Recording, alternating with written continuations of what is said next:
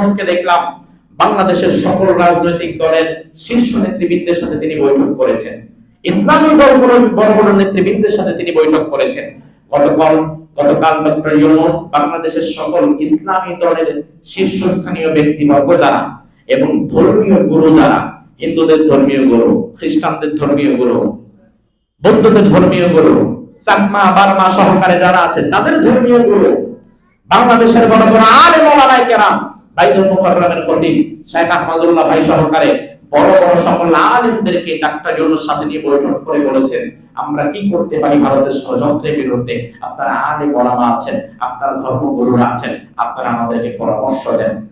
এই পরামর্শটা আলেমদের থেকে তিনি চেয়েছেন গতকাল। এতে আমরা খুশি না বেজার? বিগত দিনে যারা ছিল তারা কোনোদিন আলেমদেরকে নিয়ে একটা পরামর্শ করেছে না। মনে করা হতো আমি যা বুঝি তাই করবো, হইলে হইল না হইলে না হইলে। তবে পরামর্শের ভিত্তিতে যদি কাজ করেন এই কাজে আল্লাহ বরকত দেয়। কারণ আল্লাহ বললেন ওয়ামরুহুম শুরা বাইনাহুম, ও নবী যখন আপনি নিজের কোনো কাজ করবেন ওই কাজ করার পূর্বে আপনিও পরামর্শ করেন। ফাইদা আযামতা ফাতাওয়াক্কাল আলাল্লাহ, এরপরে পরামর্শ শেষ করে আল্লাহর প্রতি ভরসা করে একটা সিদ্ধান্ত নেন। দুনিয়ার সর্বশ্রেষ্ঠ মহামানব বিশ্ব নবীকে যদি আল্লাহ পরামর্শ করে কাজ করতে বলেন তাইলে আপনি কোথাকার কে? দুনিয়ার সব ভালো আপনার মাথায় থাকবে এটা বুঝবেন না। এজন্য গুরুত্বপূর্ণ সিদ্ধান্ত নেওয়ার আগে পরামর্শ করার দরকার আছে না নাই? তিনি আলহামদুলিল্লাহ পরামর্শ করেছেন এবং আমি দৃঢ়ভাবে বিশ্বাস করি বাংলাদেশে মুশরিকদের ধাক্কায় বর্তমানে যেই সম্প্রীতির বন্ধন মজবুত হয়েছে এবং যেই ঐক্য হয়েছে, এই ঐক্য যদি ঠিক থাকে বিশ্বাস করো বাংলাদেশের কিছুই করতে পারবে না মুশরিকের হিন্দুস্তানে না, কিচ্ছু করতে পারবে না যদি আমার ভাই ভেতর থেকে আমার ক্ষতি না করে। আমার ভাই যদি আমার সাথে দাঁড়িয়ে যায়, আমরা যদি সীসা ঢালা প্রাচীরের মতো একেবারে দাঁড়িয়ে যাই, ভারত তো ভালো, দুনিয়ার কোন পরাশক্তি আমাদের কিছুই করতে পারবে না। তার কারণ হচ্ছে সংখ্যায় আমরা কম বলে হীনমন্যতার শিকার হবেন না। আপনি ইতিহাস পড়েন, আমরা সেই মুসলমানের জাতি যে মুসলমানেরা 2 লক্ষ খ্রিস্টানদের বিরুদ্ধে 3000 মুসলমান মাঠে নেমেছে খালিদ বিন ওয়ালিদের নেতৃত্বে।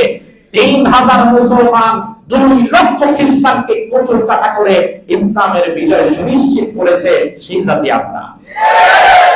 2 লক্ষের বিরুদ্ধে 3000, দুনিয়ার ইতিহাসে এমন কোন ইতিহাস নাই। ইতিহাস বলে সেদিন খালিদ বিন ওয়ালিদের একে একে 9টা তলোয়ার ভেঙে গিয়েছে, 9টা তলোয়ার একে একে খালিদ বিন ওয়ালিদের ভেঙে গিয়েছে। খালিদ বিন ওয়ালিদ সেদিন যেদিক দিয়ে যাচ্ছিল বাকি সাহাবায়ে কেরাম বলেন আমরা অবাক হয়ে তাকিয়েছিলাম খালিদ বিন ওয়ালিদের এই শক্তি আসলো কিভাবে। সেই সমস্ত দিক দিয়ে তলোয়ার ঘোরাতে যাচ্ছিল, ওদিক থেকে প্রতি মিনিটে কয়েক শত খালি মাথা কাটা হাত কাটা পড়তেছিল, খালি কাটা মাথা পড়তেছিল, শুধু তলোয়ার ঘোরাচ্ছিল আর কাটা মাথাগুলো শুধু টাস টাস টাস টাস করে জমিনে পড়ছিল। 2 লাখের বিরুদ্ধে 3000, মুসলমানেরা শহীদ হয়েছে মাত্র 16 জন আর কাফেররা মরে গেছে 20-30 হাজার। তাহলে বুঝেন আপনি কোন জাতির মানুষ? আপনি ছাগলের জাত না, আপনি সিংহের জাত। একদিকে দাঁড়িয়ে যাবে সিংহের জাত, আরেকদিকে দাঁড়িয়ে গেছে ছাগলের জাত। একদিকে দাঁড়িয়ে যাবে তাওহীদপন্থীরা, আরেকদিকে দাঁড়িয়ে গেছে শিরক এবং কুফরপন্থীরা। একদিকে দাঁড়িয়ে গিয়েছে মুসার সৈনিকেরা, আরেকদিকে দাঁড়িয়ে গেছে ফেরাউনের সৈনিকেরা। একদিকে দাঁড়িয়ে গেছে গরুর দুধখোর, আরেকদিকে দাঁড়ায় গেছে গরুর দুধখোর। তুমি যে প্রাণীর মুখ খেয়ে বড় হয়েছো, ওই প্রাণীর অস্তিত্বকে আমি চিবিয়ে খেয়ে শিখেছি, ওই প্রাণীর অস্তিত্ব আমি বিলীন করে দেই।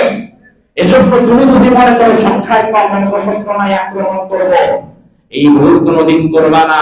তার কারণ বাংলাদেশকে গিলে খাওয়া কাশ্মীরের মতো সহজ না।